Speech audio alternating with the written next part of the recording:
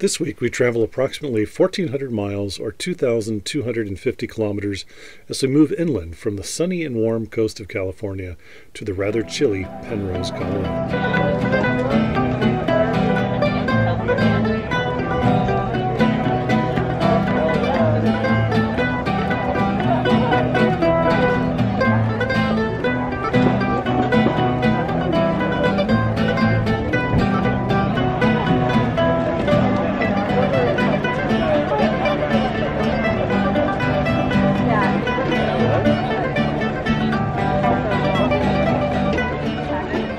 After a bit of shopping for fresh produce at a local farmer's market, we hit the road again. We really enjoyed the warm weather and the blue waters of the Southern California coast. We stopped at a local park and we went for a warm, sunny Sunday afternoon hike.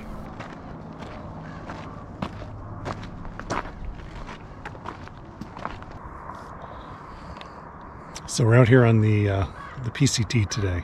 This is we're in Vasquez Rocks. This is the, I think, second time I've been on the trail since we stopped, since it ended for us last year, 2019. So being back here at Vasquez Rocks, I mean, it was one of my favorite spots on the trail. I don't know why it doesn't get more good press, but I loved it. And coming back here today, I really am reminded how much I like this area. It's only a couple miles on the trail, but boy, it's just spectacular when you're hiking through and you're right next to these rocks and they're just all around you to look at. It's just it's a good hike. So it's nice to be back here. We were on the trail a few weeks ago on the PCT up in northern Washington, northern Cascades, and we did, I don't know, 3 or 4 miles up there, and that was nice too. So it's kind of nice here where, we hit towards the northern end of the trail, and now we're down here a little bit more towards the southern end of the trail, and it really reminds me why I like this so much.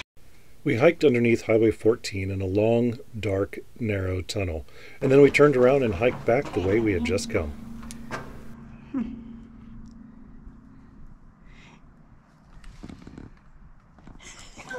Yeah.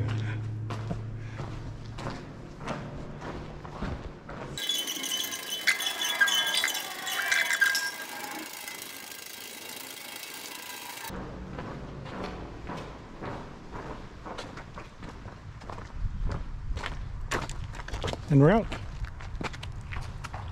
Yay.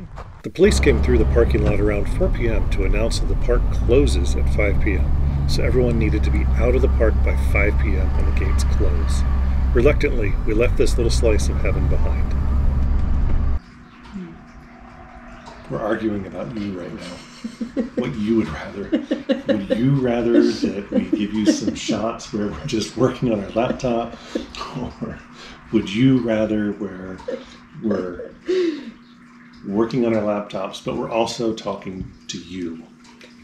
I think you'd rather we talk to you. I think you'd rather that we don't talk to you right now. Well, I don't think that people really look at our videos because they care what we're doing, sitting here. I think people will like to see our personalities in a video. Anyways.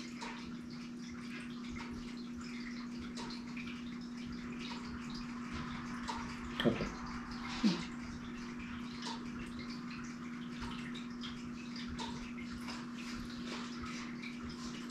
What would you guys rather? After visiting with our friends John, Donna, and Rosie for 2 days, we hit the road and stopped at Elmer's Bottle Tree Ranch. Now this is the kind of travel we enjoy. Quirky, cheap, and definitely off the beaten tourist path.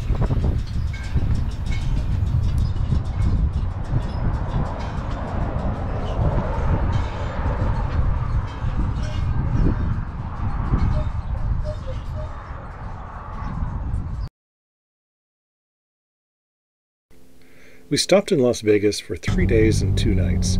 We visited with one of my previous co-workers, Wes, that I hadn't seen in almost 2 years. We drove down the main strip in the Las Vegas area. While there were people out walking around on the strip, it's nothing like it's been in the past when we visited.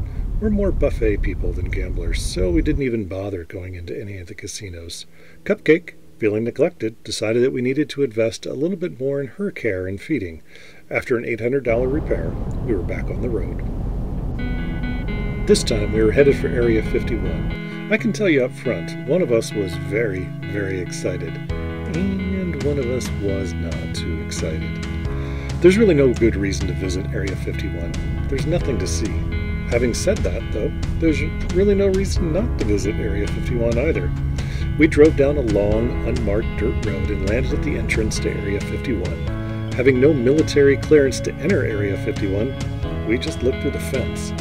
I was disappointed that there were signs posted saying that you couldn't take pictures of the structures beyond the fence. Returning to the serious business of truck camping, we found a remote location a few miles off the freeway that we could try out. Between Noelle and I, we have about 10 different camping apps that we use for trying to find boondocking locations.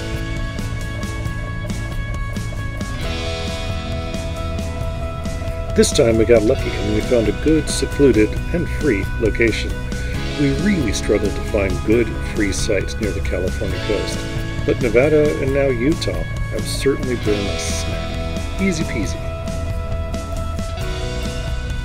So today we're out here like middle of nowhere. We're in Utah, and we're off somewhere, off of the freeway, off on, like 5 miles inland on some BLM ground. And I think, like all the time I'm like, we should get out and do like a little video, show you like where we like to camp.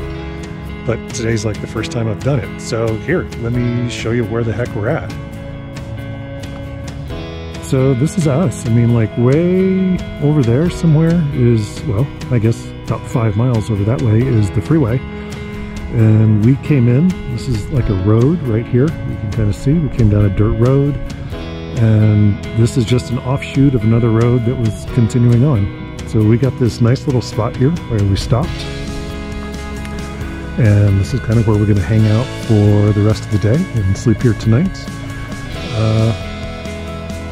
This is what we like, it's free, it's remote, nobody's gonna bug us out here. We don't have to worry about, anybody giving us a hard time about, camping on their property, or even more than that, having to pay like $50 a night to stay somewhere. So, this is it. This is what it looks like. We're slowly learning to cast a critical eye towards potential boondocking sites. We've made the mistake of traveling too far off-road for our free sites. When we later calculated the cost of fuel to and from, the loss of a potential dump station, the lack of water and laundry, we realized that we could have stayed in town at an RV campground and come out ahead when we look at the cumulative cost for all the individual items. We're constantly scanning ahead down the road for free dump stations. Join us next week as we make our way into a snowy Colorado, have generator issues yet again, and manage to get booted from a boondocking site by the police.